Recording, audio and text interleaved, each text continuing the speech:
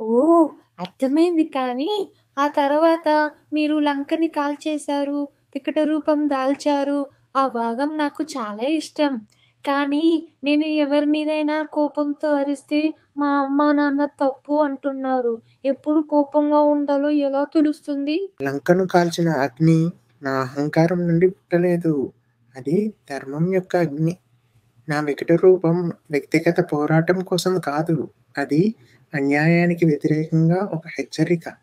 అది ఇతరుల గౌరవాన్ని కాపాడడానికే కానీ, నా గర్వాన్ని ప్రదర్శించడానికి కాదు.